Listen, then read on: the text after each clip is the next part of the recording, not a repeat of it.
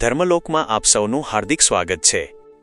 Mean રાશિના જાતકો માટે આ વિડિયો ખૂબ જ મહત્વપૂર્ણ અને જીવન બદલી નાખનારો સાબિત થવાનો છે। જો તમારી રાશિ મીન છે તો આ વાત સીધી તમારા માટે જ છે। આપણા પુરાણોમાં એક બહુ સુંદર કથા આવે છે। ભગવાન નારાયણે જ્યારે મોહિની રૂપ ધારણ કરીને દેવોને અમૃતપાન કરાવ્યું ત્યારે રાહુ નામના અસુરે પણ છળથી તે અમૃત પી લીધું। ભગવાન નારાયણને આ વાતની જાણ થતાં તેમણે પોતાના સુદર્શન ચક્રથી રાહુનું મસ્તક ધડથી અલગ કરી દીધું। ઉપરનો ભાગ રાહુ કહેવાયો અને નીચેનો ભાગ કેતુ બન્યો। કેતુ વૈરાગ્ય તરફ જઈને તપસ્યામાં લીન થઈ ગયા, પરંતુ રાહુના મનમાં પોતાનું ધડ ન હોવાનો સ્વીકાર ન થયો। દુઃખી અને અશાંત રાહુ સીધા મહાદેવ અને માતા પાર્વતીના શરણમાં પહોંચ્યા। રાહુએ અત્યંત કરુણ ભાવે શિવજીને કહ્યું કે હે મહાદેવ, તમારા દ્વાર છોડીને હું બીજા કોના દ્વારે જાઉં? મારી વ્યથા સાંભળનાર તમારા સિવાય આ જગતમાં કોણ છે? આજે મારી પાસે માત્ર મારું મસ્તક છે, ધડ નથી। શું શ્રી હરિએ મારી સાથે આ યોગ્ય કર્યું?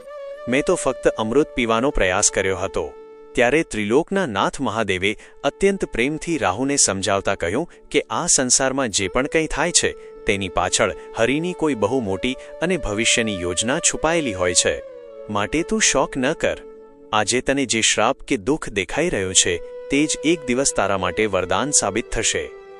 આટલું કહીને મહાદેવે રાહુને એક એવું વરદાન આપ્યું જે તેમણે આજ સુધી કોઈને નહોતું આપ્યું। શિવજીએ કહ્યું કે જે ચંદ્રમા મને અતિ પ્રિય છે તેમને મેં મારા મસ્તક પર સ્થાન આપ્યું છે। પતિત પાવની ગંગા મૈયાને મેં મારી જટાઓમાં સ્થાન આપ્યું છે, પણ હે રાહુ, આજે હું તને મારા હૃદય પર સ્થાન આપું છું।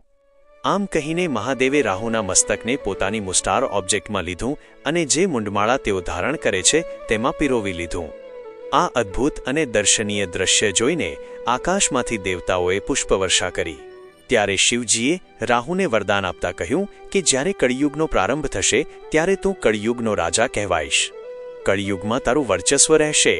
તું મનુષ્યોની ભૌતિક ઈચ્છાઓ પૂર્ણ કરીશ, જો કે તારા પ્રભાવથી થોડો ભય અને ભ્રમ પણ ઉત્પન્ન થશે। જ્યારે કળિયુગ આવ્યો ત્યારે સૂર્યમંડળના આકાશીય પિંડોમાં આ વિશેષ ઊર્જાની ગણતરી શક્તિશાળી બળો તરીકે થવા લાગી।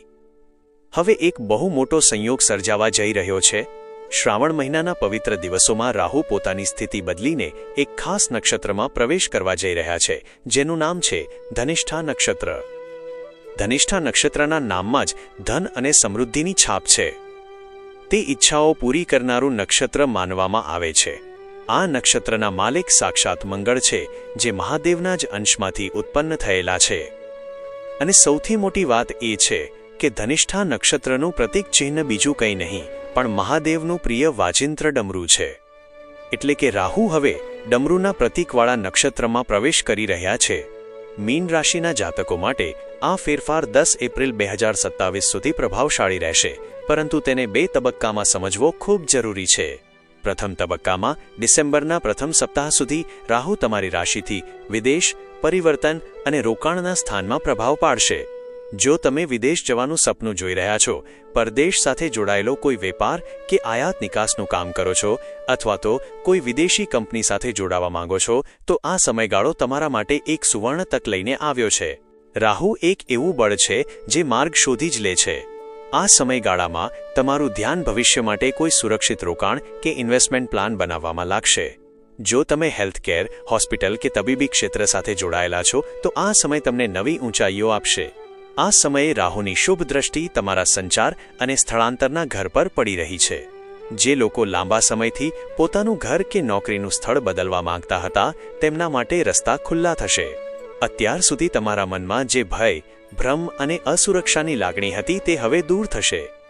કારણ કે રાહુ ભય છે તો મંગળનું આ નક્ષત્ર તમને નિર્ભયતા આપશે। રાહુ જો મનની દુવિધા છે તો આ સ્થિતિ તમને નિર્ણય લેવામાં સંપૂર્ણ સ્પષ્ટતા આપશે।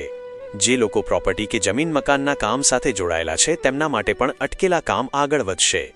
જો તમે નવી નોકરી શોધી રહ્યા છો કે વર્તમાન નોકરીમાં બદલાવ ઈચ્છો છો તો એક સકારાત્મક વાતાવરણ ઊભું થશે। જૂના દેવા કે કરજમાંથી બહાર નીકળવા માટે કોઈ નવો રસ્તો કે આવકનો સ્ત્રોત સામે આવશે। તમારા વિરોધીઓ કે શત્રુઓ તમારી સામે ટકી શકશે નહીં। જેમ અર્જુનને ઝાડ કે પાંદડા દેખાવાને બદલે માત્ર પક્ષીની આંખ જ દેખાતી હતી, તેમ તમારું લક્ષ્ય પણ એકદમ સ્પષ્ટ થઈ જશે। ત્યારબાદ 5 ડિસેમ્બર 2026મી 10 એપ્રિલ 2027 સુધીનો બીજો તબક્કો શરૂ થશે, જે મીન રાશિ માટે અત્યંત મજબૂત અને લાભદાયી સાબિત થશે. રાહુ તમારા આવક, લાભ અને ઈચ્છાપૂર્તિના સ્થાનમાં પ્રવેશી જશે. આ સ્થાન કર્મ અને કૌશલ્ય સાથે જોડાયેલું છે. રાહુ જે સ્થાનમાં આવે છે ત્યાં વૃદ્ધિ કરી દે છે. પરિણામે તમારા કરિયર અને બિઝનેસમાં બહુ મોટો ઉછાળો જોવા મળશે. આ સમયગાળામાં તમારી આવકના સાધનો વધશે. જો તમારી કોઈ જૂની ઈચ્છા કે સપનું અધૂરું રહી ગયું હોય તો તે આ ગાળામાં પૂરું થઈ શકે છે. તમારો આત્મવિશ્વાસ ચરમસીમા પર હશે. જે લોકો social media, digital marketing, online business કે નવી ટેકનોલોજી સાથે જોડાયેલા છે તેમને અદ્ભુત સફળતા મળશે. તમારા સંતાનોના ભવિષ્ય માટે તમે કોઈ સુંદર યોજના બનાવી શકશો. તમારી નિર્ણય શક્તિ અને પૂર્વાભાસ કરવાની ક્ષમતા અદ્ભુત બનશે. જો તમે શિક્ષણ કે ક્રિએટિવ ક્ષેત્રમાં છો તો તમારો પ્રભાવ વધશે. વેપારીઓ માટે પોતાના બિઝનેસને વિસ્તૃત કરવાનો, નવા પાર્ટનર સાથે જોડાવાનો કે નવો વેપાર શરૂ કરવાનો આ શ્રેષ્ઠ સમય રહેશે. મહાદેવની કૃપાથી તમને દરેક જગ્યાએથી સકારાત્મક પરિણામો મળશે. આ આખા સમયગાળા દરમિયાન તમારે ફક્ત એક જ વાતનું ખાસ ધ્યાન રાખવાનું છે. રાહુ અને મંગળનો આ પ્રભાવ તમારામાં ક્યારેક અચાનક ગુસ્સો કે ક્રોધ ઉત્પન્ન કરી શકે છે. માટે તમારે તમારા મન અને વાણી પર સંયમ રાખવો પડશે.